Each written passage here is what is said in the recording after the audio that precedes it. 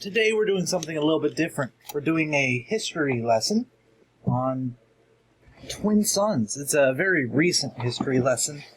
I think apt because of the last Balance Archive I released. And we're going to go start to finish what it was. Each change that happened, I'm going completely from memory. And I'll even grab the original rulebook so that I have proper notes. Twin Suns started with a variant called Maharaja and the Sepoys, which very simply is one piece that is both the king, the queen, and a knight, all like mixed together, called the Maharaja, versus the Sepoys, which was the enemy army of a normal chess army. The game is a forced win for the chess army, and actually is it's impossible for Maharaja to win if you know the sequence of 40 moves and have them memorized. Otherwise, it's very likely the Maharaja will actually be able to win because it's so hard to pin the piece down. Now, it's an interesting game, right? It is very one-dimensional, though, and the fact that this game, this army, was based on that idea quickly showed the problem. So keep in mind that we were balance testing on a main battlefield that was 18 by 18. That was the standard board, because 1-to-1, that was exactly what a Go board looked like, and it was arbitrary choice. So it was immediately realized that we couldn't just allow the Maharaja to exist that way, because it was impossible to make the damn thing. So we made a concession. We split the king away from it.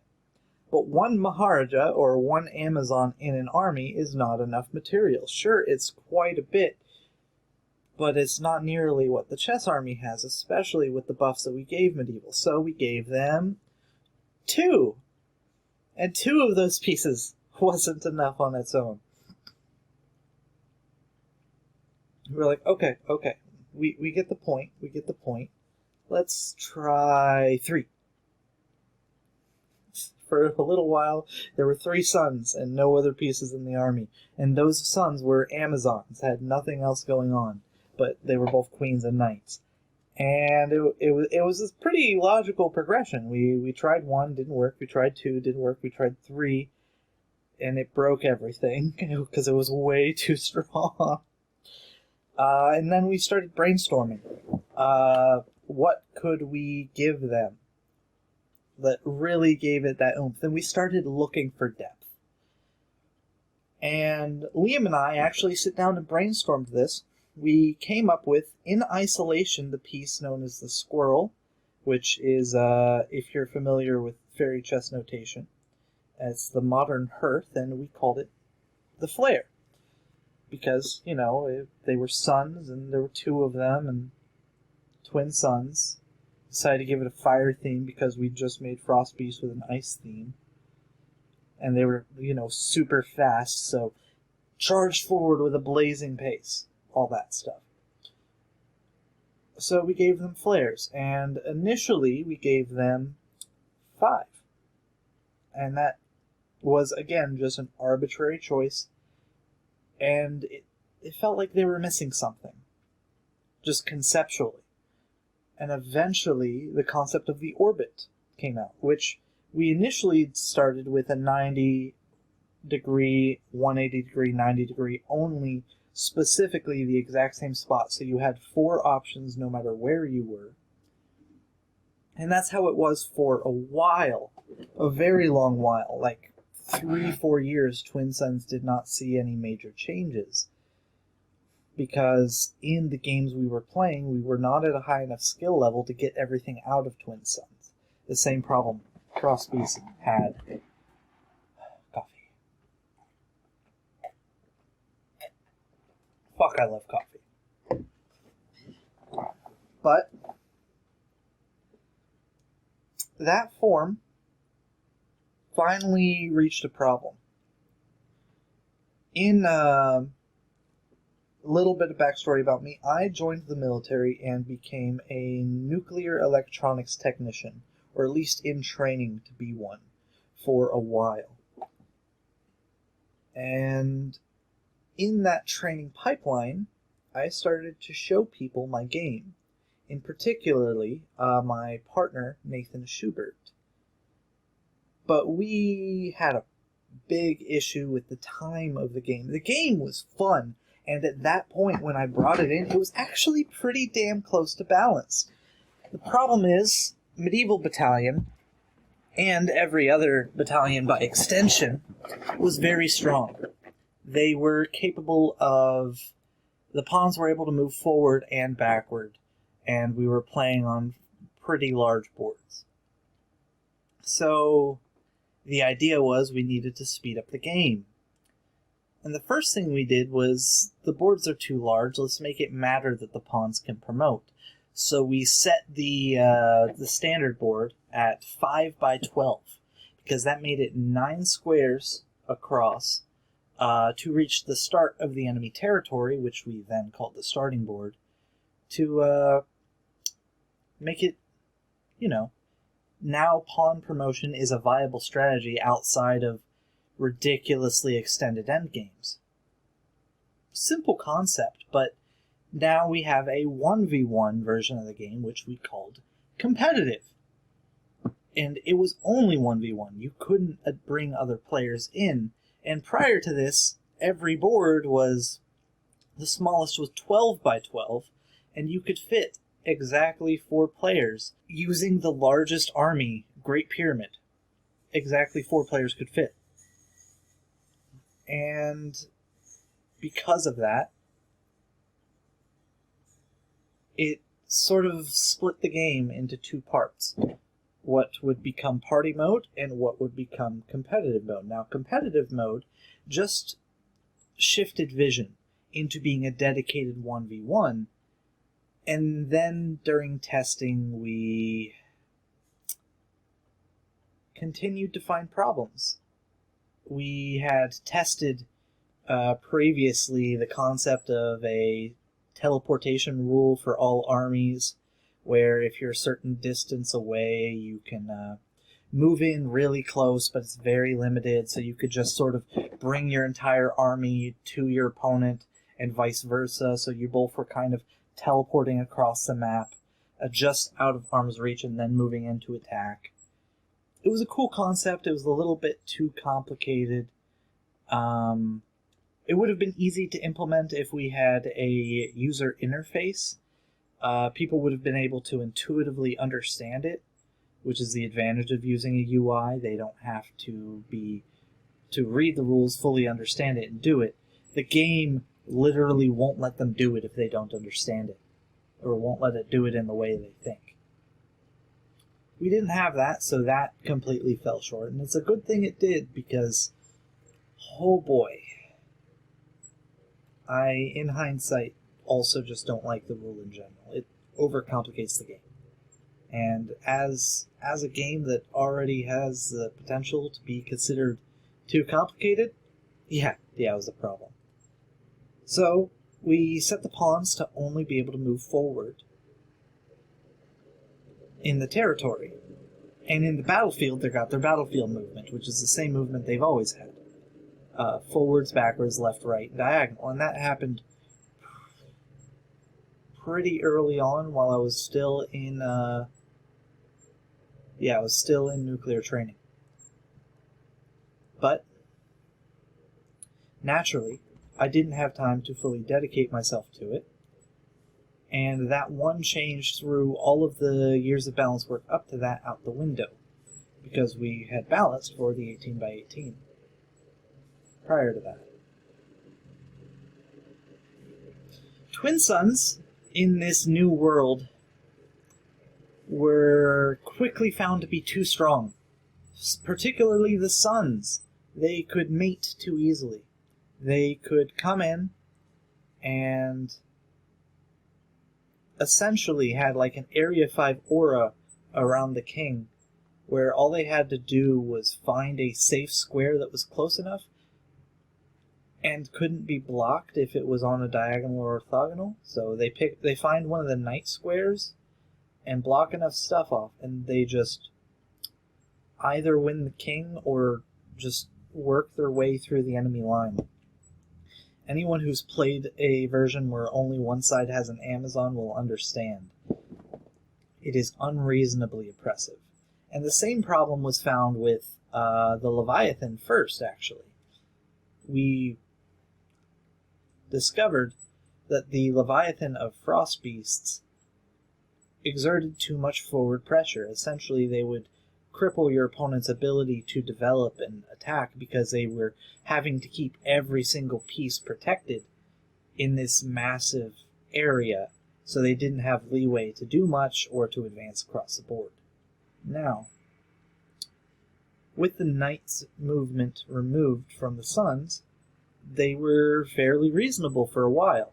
And then, around the time of that last balance archive, so February of this year? It was either February of this year or February of last year. Either way. So that February, Joseph A joined the team, and B said Frostbeast was, or not Frostbeast, Twin Suns was underpowered. Because he played with it, and he's like, I don't have any material to trade with. And I had to show him and prove him wrong, and I built an opening theory and a general system to actually do something, which essentially you draw a grid from the default squares that the flares start on. Oh my god. The default squares that the flares start on in this pattern across the grid.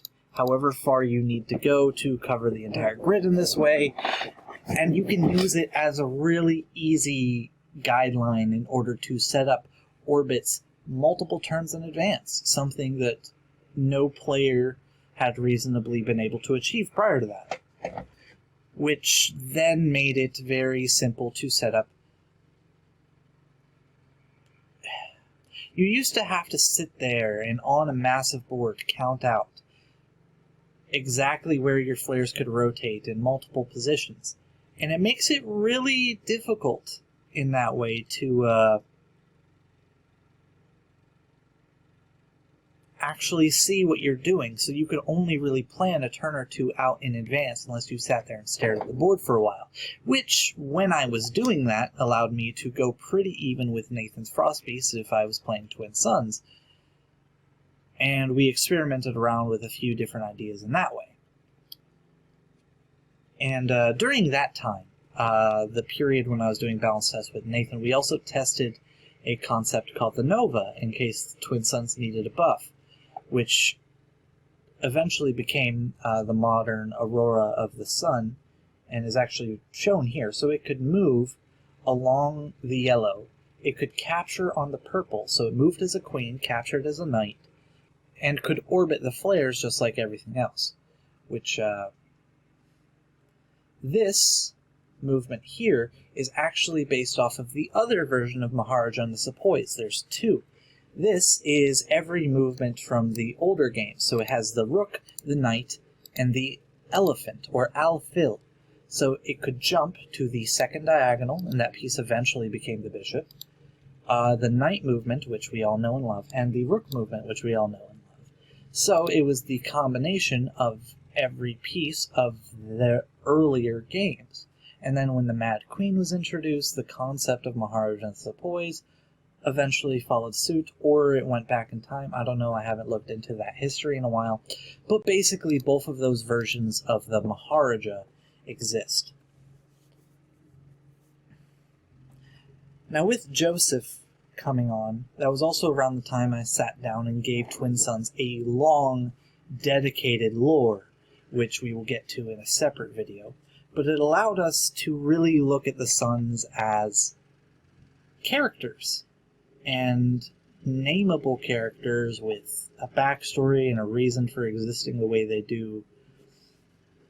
So the Sun Titan, now known as King Prometheus, and his daughters, which were cursed in a way that made them more powerful, which is a pretty common trope. You see it in the idea of like the Mark of Cain, or even like the curses in the Pirates of the Caribbean movies. They pretty consistently have some sort of advantage, particularly immortality, but at a too massive a downside to be worth it. We applied that into them, and then the flares were just fire elementals, and those characters are now something that we are going to be using for the cover of the book. It's very pretty art, and this book cover is going to be pretty damn cool. Now, at this point, we notice the next problem. Twin Suns was still really boring to play conceptually. The strategies were not very deep at all. It was comparable to something like checkers, but felt more feudal because you were expecting chess. You sit down at the board expecting a chess game, and you get a checkers game.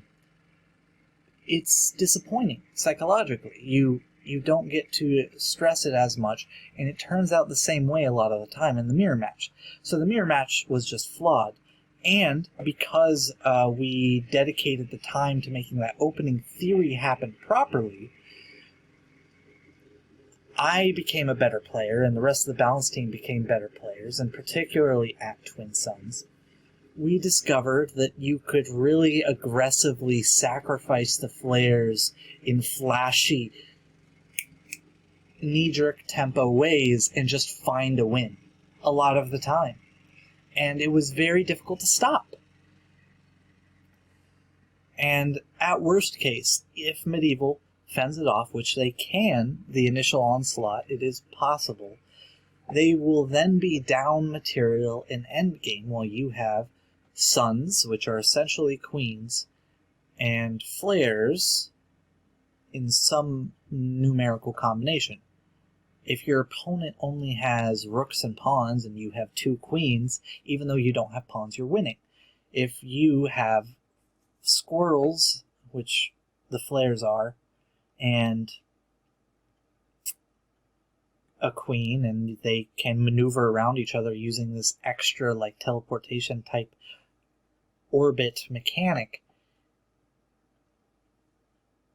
you end up winning still, because you're able to fork and pin down and gain space, and your goal is just to win, and your opponent is trying to play this slow endgame, get a pawn across. And that version also was always on tempo. So even with imperfect players, you would either win the game quickly or lose the game in endgame. Your opponent would have to grind out, would not be able to attack your king at all, and essentially their entire goal becomes a mating puzzle where they have to find the best move or lose, and they can't win that way. It's just a don't make a mistake or I will beat you thing, which was not fun.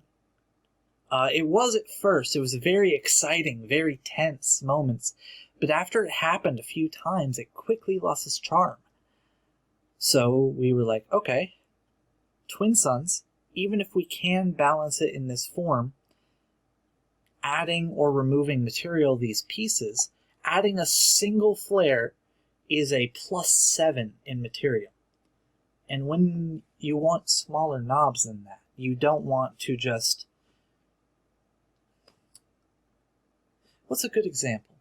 Okay, say you're balancing a shooter, and you find a gun is too weak. Like, a bit too weak. Do you double its damage to balance it? No. Do you double its range to balance it? No, not usually. It's very broad strokes. You need a finer nozzle a finer tune dial in order to change things, manipulate things. So we had to come up with some sort of pawn piece. And at the time, I had just played, let's see, what are they called? Barolina chess, with Barolina pawns on a live stream with somebody. So I took the Barolina pawn and was like, okay, this will be the thing. And then I flavored it with twin suns and made you able to shoot them across the board like little fireballs. And you would just, the Titan would pick them up and throw them. But Medieval is the only battalion, the one based on chess, which has that promotion mechanic.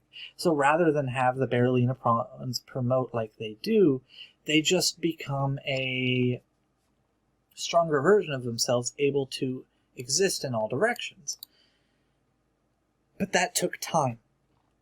In fact, we went through a period called game field testing, where we tested about 16, I think, different arrangements of types of pieces and ideas. And each of these were rapid fire. Each of these versions got like 2 games. First was just a general baseline test where it had the 3 flares, and then we tried 2 flares. And it turns out that with the new pawns, that the balance needs to be somewhere between, with full-size queens, 2 and 3 flares. This is about what you want. And then we tried with nerfed flares, which made it into the final form, and lesser nerfed flares, and we ended up finding that with the nerfed flares you want between 3 and 4, 3 being slightly underpowered, possibly being the right amount, 4 being obviously overpowered. Of course, because Twin Sun's skill ceiling is so high, and probably higher than even what we achieved during balance testing by allowing each other to take back moves and discussing our strategy with each other to artificially raise our ELO, it's likely that you could squeeze out something stronger from anything that we found during these basic game field tests, which weren't always with a balanced purpose. Some of them would feel promising, and then we would do some balance tests with them, rather than just testing out the feeling. But it was rapidly going through and finding these. And it was supposed to be a community thing, but I ended up doing all of these tests with just a few kind of active members, despite the fact that all I needed was recordings of the game, or like even just a list of moves that I could translate, and it would have been fine. But I did them all. I was in every single one of these games, because when you can't get anyone else to help you, you do it yourself, as is always the case. Then we tried with the Nova, picked up that old idea, and it didn't really feel right. We even messed around with 2 Novas. We played with the Embers a little bit, found some broken things. The sun being able to fire the Embers turned out was too much, because you would fire the Ember and it would already be protected by the sun along the same line. Way too efficient an attack line.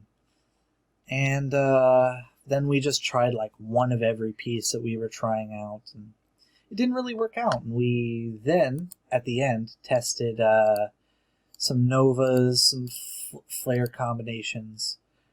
We settled on one of the old flares and 2 of the new flares as the baseline, because we knew from previous testing that that was A, too weak, and B, still kept everything interesting and gave you more things to do, more strategies to work with. And during this testing, I went through, reviewed Fairy Chess, found out about the squirrel, and found that my personal evaluation of the flare had been wrong for years, at least on a smaller board, because I had been playing on a massive 18 by 18 board. A piece with limited range like the squirrel, even with the orbiting mechanic, ended up being worth about 5. It was like 1-to-1 with the rook in my mind, and that turns out is incorrect on these smaller boards. It's worth 7. In fact, it's pretty definitively worth 7. It's one of the better tested pieces to understand that way. So giving them 1 and 2 queens is still a very top-heavy army. And then ideas started to be thrown around that what if we gave the daughters different personalities? So we turned one of the sons into a Nova. And that felt pretty okay. It actually allowed us to do more. It was still underpowered, but we learned a lot. And we tested different arrangements of the starting board. And at the end of the day, we came up with this. Because we had 2 of the nerfed flares, which couldn't move on the orthogonals. Let's go and find it. We had 1 of the original flares. A callback. We made both of the sons Amazons in movement, but one only captures with its queen movement, and the other only with its knight movement. Still maintaining that original identity. We ended up making the flares, the embers, only launchable with the Titan. And we added a piece called the Conflagration, because it felt like, after we had done all this testing, that we had reached the ideal count for all of these pieces from a game feel perspective, while still being too weak balance-wise. So on the odd-numbered boards, we ended up settling with 7 because it's close to 8, and Twin Suns has always been on the small side, and giving them 9 wide and 9 embers would be too much. 7 fills out the board and is one of the better ways to do that. Of course, we can remove the center ember if that is a meaningful breakpoint, or give the enemy 1 in hand, but that's not the point. But they were still too weak, so I had to come up with something new, so I came up with, on the spot after brainstorming, the Conflagration, because the idea was we needed something a little bit weaker than a rook, and we needed a couple of them. The Conflagration is both a rook and a knight, and if it moves without capturing a piece, it turns into an ember. So it has to fuel itself every time it moves, otherwise it fizzles out and becomes just a pawn. It demotes. Cool idea, very flavorful, very in line with what Twin Suns wants to do. And we had a rework. We had something that was wonderful. Then recently we went through, played a few games. We haven't actually gotten to hard balance test this all that much. And we removed, for a little bit, the Sun Titan could also fire along the diagonals with the embers, so you would just shoot it out and be able to do a lot. It ended up covering too much of the center of the board and deny bishop line attacks on the enemy king and deny space, which prevented the opponent from being able to develop properly, which is the same problem we had when the Suns were able to were Amazons. So we cut that back. It was also, the Conflagration covered too much of the territory, right? Because they covered the rook lines and both of the knights. That only leaves 6 squares that the Conflagration doesn't cover, so it doesn't have to move to be powerful. It's just, by default, a defensive piece. And then sometimes has these explosions of power, so it ended up being worth more than a rook, more than expected. So we cut it down. Now it only has a rook movement. It was too much. Now, Twin Suns are actually fairly close to where I want them from a game feel and design perspective, and I just need one more round of balance tests, and at the end of the day, then it'll get fed to the engine once we can code it in. It's almost ready for that part, the AI testing, which means 3 of the 4 battalions are really close. One of them is ready for AI testing.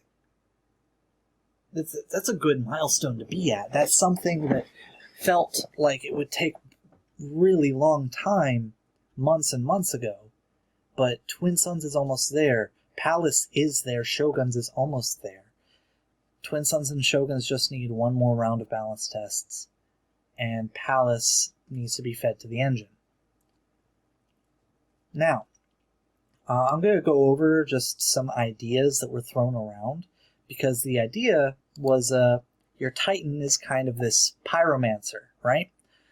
So we thought about giving him a spell list, a list of things that he could do once a game each. It's like he has these ready and prepared and charges it. One was Fireball. As your turn, you choose an ember, it explodes and is removed from play, along with the piece and the 4 orthogonally adjacent squares. So what you would do is you would move in, you would sling the ember across the board into the middle of the enemy line, you would blow it up, and it was really cool. It was broken though. Haste. One of your embers may move twice this turn. It may make 1 capture but not 2, or move 2 embers this turn and either may capture. This also, these ideas didn't make it in because it was too complicated, it was kind of broken. As of right now, you have to remember 1, 2, 3, 4, 5, 6 pieces to understand Twin Suns, and 4 special rules. Orbiting, slinging embers, the conflagration demotion, and the embers promotion. That's it.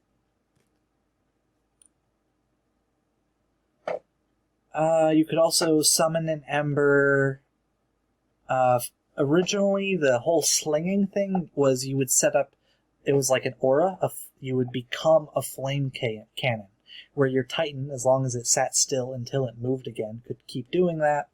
We simplified it and buffed it later. Enhance, you would just on the spot pick an ember and promote it, and then you could summon a conflagration as well.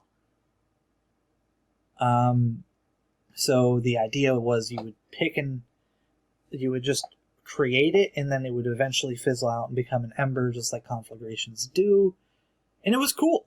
This concept, this spell list these are things that we can save for when we eventually make it to the RPG. Now, real quick, since we're at the end, since we're caught up with current, I'm going to run through Twin Suns as an army, how it works, what its current mechanics are, each piece, and just put this little Twin Suns guide at the end for people who were interested in listening to me talk. So, Twin Suns is a battalion with a very high-speed gameplay style of zipping pieces across the board at a flaming pace. King Prometheus, a skilled pyromancer, controls fire elementals in battle to preserve his troops at home, while his 2 cursed daughters, from which the battalion gets his name, Lilac and Aurora, greatly outshine most others in battle. Their curse is essentially that in order to gain power, they absorbed the strength of the sun, which also made their bodies permanently be at a ridiculously high temperature. So they can't touch anything without burning it. So, like, their beds are made of stone, and things have to be their clothes have to be magically enhanced in order to not burn on them, and they can't hug their father, for fuck's sake, without him potentially dying, unless he really magics up first. Which is a whole process in and of itself. But that's the lore. The orbit rule, ember slinging by the Titan, and the conflagration all give the entire battalion a very high skill ceiling to try to maximize the usage out of those abilities. Now, with every battalion, we have it set up on where its territory is, with red on the outside signifying the edge of the board, and blue being where it attaches to the main battlefield. If you have never played Titan's Battalion before, this is something that exists to bridge the gap, because this is a 7-wide concept, and chess is 8 by 8, so you need some sort of in-between, and that is accomplished with a imbalance test 10 by 2, but you can use other sizes. Battlefield, which, you just sort of connect it to the side. You have 7 embers, 2 conflagrations, 2 flares, a hearth, aurora of the sun, lilac of the sun, and the Sun Titan King Prometheus. Your Sun Titan moves and captures just like a king. You only have one of him, and he's a flame slinger. He can sling an ember or fire heart, which is the promotion of the ember, away from himself as a projectile. If any of those pieces start orthogonally adjacent to him, so if the ember or fire heart is next to him, he then shoots it as far as it will go until it either meets an enemy piece or meets the edge of the board. And if it meets an enemy piece, it captures a piece. If it meets the edge of the board, it just stops. If it meets one of your pieces, it stops. Does it capture?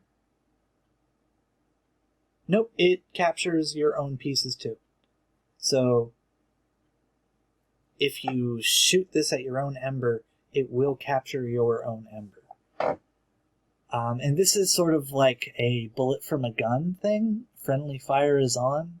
It's sort of thematic. It might matter in some cases, but I can't see many spots. There's probably a pattern where you can set up a mate by capturing either the hearth or lilac in order to take the enemy.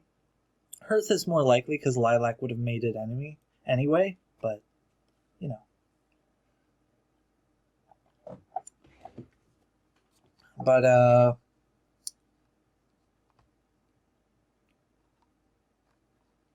Ember. It's a Barrelina pawn. It moves up to 2 diagonal and captures on the 1 orthogonal. When it's on the battlefield, in order to prevent it from getting trapped in a corner, it can move backwards 1 diagonal. And this keeps it capable of moving around better. It's the same reason in Medieval the pawns can move sideways on the battlefield. And when it reaches the back rank of the enemy territory, it becomes itself in all 4 directions. So it is around the strength of a knight this way, able to move as a bishop up to 2 and capture on 1 orthogonal. When it captures, it swaps color, and it's a pretty interesting piece overall. Conflagration, as stated, is a rook that if it moves and that movement does not capture, it becomes an ember. That means if it moves to the enemy back rank and that move doesn't capture, it first demotes to an ember and then immediately promotes to a fireheart. You have 2. Hearth. The hearth is, as stated previously, a squirrel. It is able to move and capture on every single square that is 2 away. This piece is very useful when trying to mate to your opponent, and you want to use the flares first if you can. This piece is worth about 7 pawns, so it's stronger than a rook, and it's as much stronger than a rook as a rook is to a bishop. The flare is worth a bit less. It's more like 5. It is just like the hearth, but it can't move to the orthogonals. And this prevents it from mating as easily, but still has the same ideas and strategies as the hearth. During the game field testing, we found that 1 hearth and 2 flares, or at the time, 2 flares and 1 greater flare, were the ideal spot just for the general feel of the army. Now, this is how the orbiting rule works. Essentially, what you do is you take the flare or the hearth and you reference its position to either the Sun Titan, Lilac, or Aurora, so the royal family essentially, and you can mirror that position in any direction. So a flaming tether links the 2 pieces and it spins, but rather than just being able to go anywhere along the circle, it only moves to the squares that are exactly the same relative to the piece. So you're 2 diagonal away from the Sun Titan, so you can orbit to be 2 diagonal in any direction. From Lilac, you are at the end of a 5x3 rectangle, so as long as you orbit to be at the end of a 5x3 rectangle, any of these yellow squares, you can orbit there. And then Aurora, way over here, is a massive 2x12 rectangle, allowing you to orbit to these squares. But you can't orbit off the board. An important point of this movement is it does not capture. It is specifically a repositioning tool. You cannot use this to check the enemy, which is very important. Now, as stated previously, Aurora and Lilac are both able to move as an Amazon, but they can only capture along one of those 2 movements. So Aurora is the weaker sister, the younger sister of the twins, and she is able to move as a queen and move and capture as a knight. So in strength, she's essentially a knight that is also able to reposition itself along queen lines. And, of course, she orbits the flares and hearths. Lilac, opposite. So she is a queen that's a little bit stronger because it can reposition using a knight movement that does not capture. And that's it. That's Twin Suns, the journey to get to this point, and the full recap of its balance. I suppose the only thing I missed is the progression of the size of the territory. It started out 5x3 and stayed that way right up until we started, we removed the night movement from the suns and started experimenting with the Nova. Then it was 7x4 with the same arrangement, which the arrangement was Titan in the back middle, suns on the 2 diagonals out, and then flares on the squares, the queen line squares from the Titan that are all 2 away. So you had 5 of them. And that barely fit inside of 5x3, and it was actually a nerf to make it 7x4. Because doing 7x4 also allowed you to move pieces in if you're attacking Twin Suns on the sides, and gave you more options to try to deal with them once they've moved some flares out. Yeah, that's everything. Wait, nope. Then its modern territory size is 7x3. Yeah. That's it. Just for this army, that's 8 years of testing. Sure, Titans Battalion's core rules have changed a lot over those 8 years in ways that I didn't cover, but this is how we got to this point, and it's the best it's ever been. Don't forget to like, comment, and subscribe. I hope y'all have a good day.